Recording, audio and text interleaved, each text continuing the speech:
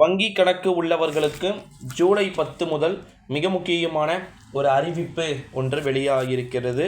அதை பற்றித்தான் இந்த வீடியோவில் நம்ம A to Z பார்த்திங்கன்னா பார்க்க போகிறோம். வீடியோவை முழுமைக்குமே ஸ்கிப் பண்ணாமல் பார்க்குமாறு கேட்டுக்கொள்ளப்படுகிறது.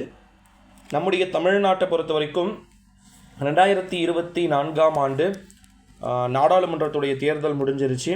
புதிய அறிவிப்புகள் பார்த்திங்கன்னா எல்லா துறைக்குமே வெளியாகிட்டு இருக்கக்கூடிய சூழ்நிலையில் தான் நமக்குன்னு சொல்லிட்டு ஒரு சில துறைகளுக்கு ஒரு சில அறிவிப்புகள் வெளியாகிட்டுருக்கு.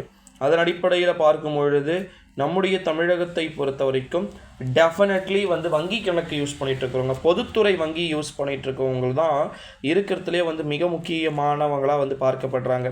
ஸோ அப்பேற்பட்ட பொதுத்துறை வங்கி கணக்கு யூஸ் பண்ணிகிட்ருக்கக்கூடிய நண்பர்களுக்கு ஒரு மிக முக்கியமான அறிவிப்பு வெளியாகியிருக்கு. பொதுத்துறை வங்கியில் இருக்கக்கூடியவர்களுக்கு சம்மந்தம் இல்லாமல் பணத்தை பார்த்திங்கன்னா வாங்கிக் கொள்வதும் அப்படின்னு சொல்லிட்டு பல திருப்பங்கள் இருக்குது. ஸோ அதை பற்றி தான் அறிவிப்புகள் வெளியாகிருக்கு.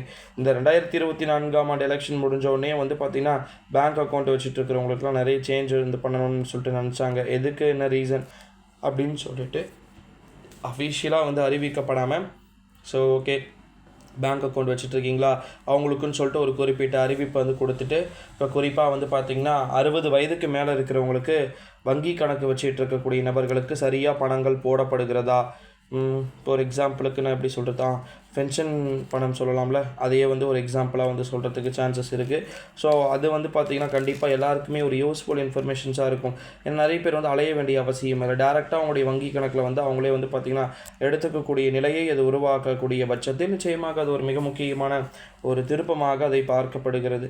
ஓகேங்களா? இந்த ஒரு சூழ்நிலையில் தான் 2024ஆம் ஆண்டு இந்த எலெக்ஷன் முடிஞ்சதுக்கப்புறமா ஒரு அப்டேட் கொடுத்துக்கிட்டு வரத்தை நம்மளால் பார்க்க முடியுது.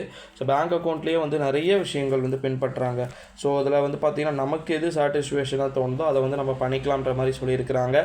அது மட்டும் இல்லாமல் மூத்தவர்களுக்குன்னு சொல்லிட்டு தனி மையமும் அமைக்க திட்டத்தை போட்டு கொண்டிருப்பதாக தகவல்கள் என்பதும் நமக்கு கிடைக்க பெற்றிருக்கிறது. அது காலப்போக்கிலே பார்த்திங்கன்னா அறிவிப்புகளாக வரத்துக்கும் வாய்ப்பு இருக்குது. ஓகேங்களா? ஸோ அதனால் எப்படி பார்த்தாலுமே பயப்பட வேண்டிய அவசியம் என்பது கிடையாது.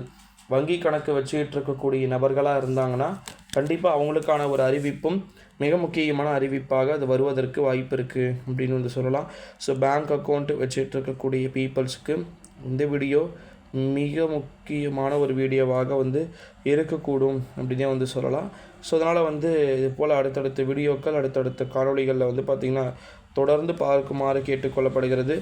பேங்க் அக்கௌண்ட்டை வச்சுட்டு இருக்கக்கூடிய எல்லாருக்குமே இந்த வீடியோ ரொம்ப ரொம்ப இம்பார்ட்டண்ட் அப்படின்னே சொல்லலாம். நன்றி, வணக்கம்.